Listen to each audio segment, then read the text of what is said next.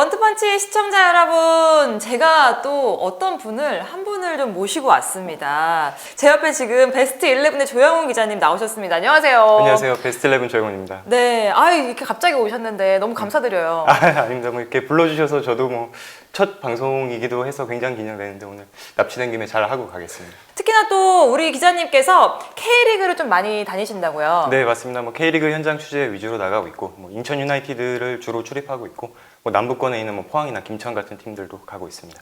그렇기 때문에 우리 선수들, 어린 선수들도 좀 잘 아실 것 같고 오늘 굉장히 기대가 되는 부분이 있습니다. 어쨌든 대한민국이 3경기를 연달아 승리를 하면서 결국 조별리그 1위로 올라서게 됐습니다. 이제 인도네시아를 8강에서 맞붙게 되는데 최종 예선을 보시면서 좀 어떤 생각을 하셨어요?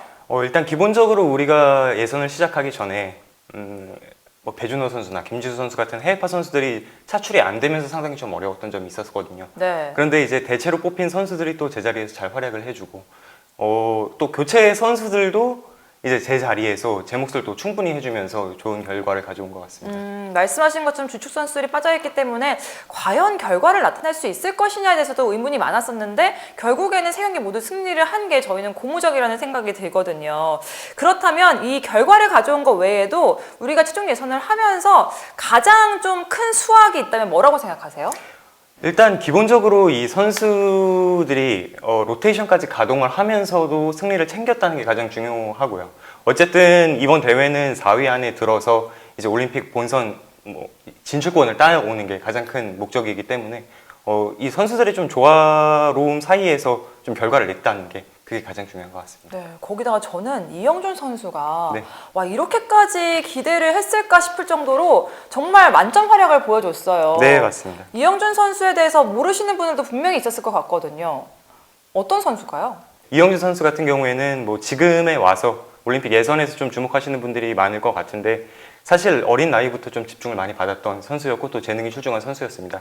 17세 나이에 이제 수원FC에서 데뷔를 하면서 이제 역대 K리그 1 역대 최연소 데뷔 기록을 세우기도 했고 그 다음에는 이제 19살 나이에 김천 상무로 이적하면서 좀 이제 김천의 주축으로 좀 활약을 많이 했어요. 그러면서 이제 김천 상무의 K리그 2 우승 이끌고 승격도 이끌고 그러면서 이번 차출까지 되면서 좀 좋은 활약을 하는 게 기분이 좋습니다. 네, 또 많은 분들이 이 선수를 모르시는 분들도 계시겠지만 이 선수 기억하시는 분들은 또 U20 때 월드컵 4강행을 좀 이끈 주역 중에 한 명이었잖아요. 네, 이때 맞습니다. 좀 많이 기억하실 것 같아요. 네, 이영준 선수 같은 경우에는 처음에는 이제 U20 월드컵 당시에도 주축이라고 할 만한 선수는 아니었어요. 그런데 이제 여러 선수들의 좀 부상, 뭐 이탈 등으로 인해서 이제 교체로 발탁이 됐다가 이제 최전방에서 세워보니까 너무 잘했던 거죠. 그러면서 이제 월드컵 4강 행에 좀 주역이 된 선수입니다. 이렇게 뭔가 어린 나이에 그 재능은 있는데 막 꽃 피우기 전에 나를 봐줘야지 막 이렇게 좀 생각하시는 분들도 많지만 그거를 뭔가 보여주기가 쉽진 않잖아요. 근데 이번에 보여줬기 때문에 막 꽃 피우지 않을까 좀 저도 많이 기대가 되고 얼마나 좀 성장할 거라고 보세요? 그동안 이제 뭐 이영준 선수 같은 경우에는 워낙 피지컬이 좋잖아요. 그간 우리 좀 대표팀에 부족했던 자원들이 이런 피지컬 좋은 타겟형 공격수였는데 뭐 과거 같은 경우는 이제 김신욱 선수 같은 경우가 있었고 뭐 그 이후에는 이제 오세훈 선수가 좀 주목을 받았다가 최근에 조금 미흡한 부분이 있는데 네. 그 계보로 있는 좀 선수로 성장해서 나중에 좀 A 대표팀까지 좀 진입했으면 좋겠다는 그런 바람도 있습니다. 이 선수가 과연 어디까지 갈지 여러분도 한번 지켜보시면 좋을 것 같습니다. 그리고 이 선수들 외에도 또 이번에는 좀 주목해볼 선수들이 더 있는 것 같더라고요. 좀 많이들 보여준 것들이 있지 않았을까요? 사실 일본전에 나온 이강인 선수 같은 경우에는 변준수 선수의 이탈, 뭐 서명관 선수가 부상으로 또 빠져나가는 가운데 일본전에 나와서 굉장히 뛰어난 좀 능력을 보여줬던 것 같아요. 이 선수는 이제 센터백까지 활용할 수 있는 자원이기 때문에 이 선수가 가진 좀 패스 능력도 일본전에서 충분히 잘 발휘가 됐고 수비 역시 좀 안정감이 있었습니다. 뒤에서 끝까지 따라가서 이제 막아내는 그런 장면들이 보여서 뭐 차세대 이제 뭐 수비수로 좀 기대를 해봐도 좋을 것 같습니다. 이렇게 어떻게 보면 최종예선이 사실 결과를 잘 가져왔어요. 맞습니다. 그런데 내용적인 부분에 있어서는 좀 지적이 많았던 것도 사실이거든요. 예. 단조롭다 이런 얘기가 많았는데 이제 각 경기들을 조금 더 분석해 보도록 할게요. 각 경기에 좀 차이점이 있었을까요? 다들 좀 비슷비슷해라고 느끼시는 분들도 계셨거든요. 일단 1차전 아랍에미리트전부터 살펴보면은 일단 상대가 굉장히 내려앉은 상황에서 그간 좀 한국 축구에서 조금 답답했던 부분들이 나왔던 것 같아요. 내려앉은 상대를 만나서 이제 충분하게 공략을 하지 못하면서 이제 단조로운 크로스 위주의 공격이 이어졌고 물론 그건 노렸을 수도 있습니다. 왜냐면 우리 공격수가 이제 상대 수비에 비해서 좀 신장이 컸고 그러면서 노렸지만 어쨌든 좀 답답한 흐름이 이어졌다가 이제 후반 막판에 이제 득점이 나오면서 이영준 선수의 득점이었죠. 나오면서 좀 승리를 가져가게 됐고 그런데 이제 문제는 이런 패턴이 계속 이어지다 보면은 이제 점점 더 올라갈수록 이제 상대가 내려앉을 때 좀 파해하기 어렵다는 그런 단점이 좀 있을 것 같네요. 이런 문제점 분명히 좀 보완을 해 나가야 될 것 같아요. 어쨌든 아랍에미리트전은 결과는 가져왔다 이렇게 말을 하는 분들이 상당히 많았고 중국전은 사실 중국이 일본을 만나면서 굉장히 수적 우위에 있었음에도 불구하고 졌다는 사실만으로도 우리가 이거 쉽지 않을까라고 생각했지만 쉽지는 않았었습니다. 그렇죠? 혹시 보셨나요, 중국전? 네, 저 입중에 같이 했습니다. 아, 그러셨군요. 저도 이거를 집에서 보면서 저는 전반전에 큰일 나겠다라는 생각, 이러다가 큰일 나겠다는 생각을 정말 많이 했고 맞아요. 특히 그 전반전 중반까지 중국이 보여줬던 그 퍼포먼스가 좋았을지 우리 수비의 문제였을지는 잘 모르겠으나 실점을 안 하고 갔다는 게 진짜 다행이었던 그런 중국전, 특히 전반전이었던 것 같습니다. 네, 그렇다면 중국전에서는 좀 저희가 어떤 거를 좀 보완해야겠다 뭐 이런 거 보여주셨었나요? 우선은 이제 중국이 저희가 이제 기존에 예상했던 것보다 더 강하게 압박을 걸고 나오니까 이 수비진에서 앞으로 빠져나오는 전개가 잘 되지 않더라고요. 이제 수비진의 실수랑 중국 선수들의 압박이 겹쳐져서 계속 이제 1대1 찬스를 노출을 했고 좀 수비 지역에서 좀 라인을 좁혀서 좀 안정감을 유지해야 될 필요는 있어 보입니다. 그렇습니다. 중국전까지 얘기를 해봤는데 일본전은 조금 이따가 얘기를 할게요. 그래도 기분이 굉장히 좋았거든요. 일본전은.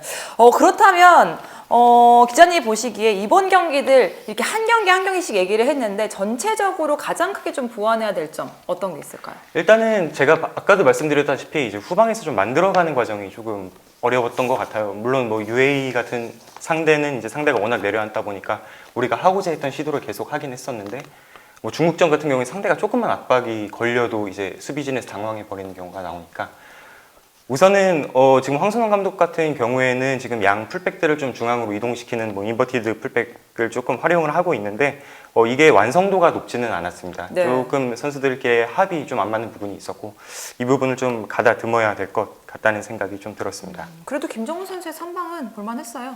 맞습니다. 김정은 선수의 선방과 더불어서 이제 중국 공격진의 이제 무수한 결정력 부족이 아니었다면 사실 실점을 많이 할 수도 있었던 그런 상황이었는데 다행히 또 잘 넘기게 됐네요. 그래서 어쨌든 2승을 가져갔기 때문에 이게 결과를 안 가져갔으면 우리가 일본전까지 막 쫄깃쫄깃하게 마음 막 졸이면서 봐야 되지 않을까라고 했지만 결과는 가져왔기 때문에 일본전을 굉장히 마음 편하게 봤습니다. 그러면서 8강을 누굴 만날 것이냐가 오히려 관건이 된 그런 경기였지 않았을까라는 생각이 드는데 일본전에서 어쨌든 이렇게 좀 느슨한 상황 속에서 결과도 가져오고 뭐 두 마리 토끼를 동시에 다 잡은 것 같은 자존감도 좀 올리고 그런 게 아닐까라는 생각도 들었어요. 네, 맞습니다. 일본전 같은 경우에는 예상했던 것과 달리 이제 양 팀이 모두 이제 로테이션을 가동을 하면서 나왔던 경기였고 특히 우리 같은 경우에는 이제 선발 명단 11명 중에 8명이 그간 이제 선발로 출전하지 않았던 선수들 그다음에 8명 중에 4명은 이제 교체로도 출전하지 않았던 선수들이 나왔는데 역시 뭐 그런 것처럼 이제 전반전에는 상당히 탐색전이 좀 지루하게 양 팀이 좀 이어졌던 경향이 있었습니다. 후반전에 들어서 이제 황선홍 감독이 승부를 걸어야겠다라고 본 시점이 한 후반 15분 정도였던 것 같아요. 이때 이제 황재원, 뭐 김민우, 강성진, 강상윤 이 선수들이 이제 그간 좀 공격과 수비 또 미드필더 전 지역에서 팀을 좀 지탱하던 선수들이었는데 이 선수들이 좀 투입이 되면서 분위기가 많이 살아났죠. 네. 이 과정에서 또 득점도 터졌던 것 같습니다. 어떻게 보면 김민우 선수가 투입되면서 결국에는 해결을 했기 때문에 교체 카드가 적중했다고 볼 수 있을 것 같아요. 네, 아무래도 좀 이를 많이 갈고 이제 시도한 좀 교체 카드였고 승리하겠다는 의지가 좀 분명히 내비쳤던 것 같아요. 무엇보다 좀 세트피스로 득점을 했다는 게 좀 기분 좋은 일인데 네. 사실 황선홍 같은 경우에는 이번 예선에서 세트피스만큼은 정말 훈련을 많이 했고 또 감독 역시도 세트피스의 중요성을 굉장히 역설을 많이 한 만큼 좋았던 세트피스가 이전 두 경기에서 나왔었는데 특히 일본전에서 좀 결승골로 만들어졌다는 게 의미가 있는 것 같습니다. 네, 그렇다면 어쨌든 이제 주축 선수가 완벽한 주전 선수들이 좀 빠졌었잖아요, 이번에. 그러면서 여러 선수들을 또 기용하는 모습도 보였었고, 그 중에 조금 눈여겨봐야 될 선수나 우리가 보지 못했던 선수들, 좀 이 선수들은 길게 봐도 좋을 것 같다라고 생각하는 선수들이 있을까요? 우선 꼽고 싶은 거는 이제 일본전에서 처음 선발로 출전했던 정상빈 선수를 먼저 꼽고 싶은데, 지난 두 경기에서는 이영준 선수가 이제 전방에 나오면서 높이에 대한 우위를 많이 가져갔었는데, 정상빈 같은 선수는 조금 다른 유형의 선수잖아요. 네. 정상빈 선수는 이 전방에서 좀 강하게 압박하고 또 상대 실수를 유도해서 배우로 좀 빠르게 침투하고 이런 면을 좀 충분히 잘 보여줬던 것 같고, 또 다른 선수를 한 명 꼽자면 이제 홍시우 선수를 저는 좀 굉장히 좋게 봤습니다. 홍시우 선수 같은 경우에도 이번에 사실 최초에 발탁이 됐던 선수는 아닌데 이제 대체 발탁으로 스쿼드에 합류했는데 이제 3차전 선발로 나오면서, 이 선수가 원래 이제 공격수로 뛰던 선수였는데 소속팀 인천에서는 이제 윙백으로 자리를 옮겼어요. 윙백으로 옮긴 지 첫 시즌 만에 이제 이렇게 연령병 대표팀에 발탁돼서 그런 좋은 돌파까지 잘 보여줬다는 거는 충분히 좀 의미가 있는 것 같습니다. 네. 전체적으로 최종 예선 3경기를 좀 이야기를 했잖아요. 이제 인도네시아와 함께 붙게 되거든요. 또 신태훈 감독이기 때문에 뭐 서로를 잘한다라고 볼 수 있을 것 같아요. 이 상황에서 우리가 또 8강에서 어떤 모습을 보이게 될지가 굉장히 기대를 많이 하시는 분들이 정말 많을 것 같다는 생각이 듭니다. 그러면은 이제 우리가 좀 뭘 보완해서 나와야 될지 8강전 어떻게 준비하자 한마디 하면서 한번 끝내보도록 할까요? 네, 인도네시아 같은 경우에는 말씀하신 것처럼 이제 신태용 감독이 워낙 대한민국을 잘 아는 감독이기도 하고, 사실 좀 안타까운 기억이긴 한데 지난 좀 성인 A 대표팀 아시안컵 얘기를 좀 해보고 싶어요. 네. 당시에 그 김판공 감독이 이끄는 말레이시아에 완전히 읽혀서 압박을 완전히 당하면서 이제 아쉬운 결과를 좀 그쵸. 가져왔던 그런 경험이 있거든요. 그렇게 이제 한국인 감독이 이끄는 상대팀은 그만큼이나 위험한 것 같습니다. 이전에 말씀드렸다시피 우리가 후방에서부터 만들어가는 그런 빌드업에 조금 더 충실을 할 필요가 있고, 초반부터 너무 강하게 나설 필요는 없다고 생각을 해요. 기본적으로 좀 탐색전을 가져가다가 상대에 맞춰서 조금 여우처럼 좀 반응을 하는 것도 좋은 방법일 것 같습니다. 또 더불어서 이제 우리 공격진의 높이, 선수들의 높이가 인도네시아보다는 훨씬 낮기 때문에 그동안 잘 활용했던 그런 세트피스가 또 중요한 열쇠가 될 것 같습니다. 네, 이렇게 조영훈 기자님과 함께 얘기를 쭉 해봤습니다. 기자님 근데 처음 하시는 것 치고는 너무 잘하시지 않나요? 저 깜짝 놀랐어요. 그냥 아직도 떨리는데요. 아, 그래요? 네. 저 전혀 떨린 포커페이스를 굉장히 유지 잘하시는 것 같아요. 아직도 굉장히 떨리고. 저희 이렇게 또 그러면은 이렇게 가끔씩 게릴라로 저희가 이렇게 막 납치하면 와서 이렇게 말해 주시겠어요? 얼마든지 불러주시면 또 와서 또 아나운서님과 또 대화 나눠보겠습니다. 그렇습니다. 여러분 저희가 원투펀치가 많이들 아시다시피 이렇게 자금난에 휩싸이고 있잖아요. 그러면서 저희가 이제 많은 분들이 보실 수 있도록 여러 가지 방법으로 타파를 하기 위해서, 이 시청률을 타파를 하기 위해서 고군분투를 하고 있습니다. 그래서 또 이렇게 젊은 피인 조영훈 기자님도 오셨고 저희가 또 어떻게 발전을 할지 몰라요. 그러니까 여러분들 많이 기대해 주시기를 바라겠습니다. 또 뵙기를 바라면서 한번 인사드리도록 할게요. 안녕히 계세요. 안녕히 계세요.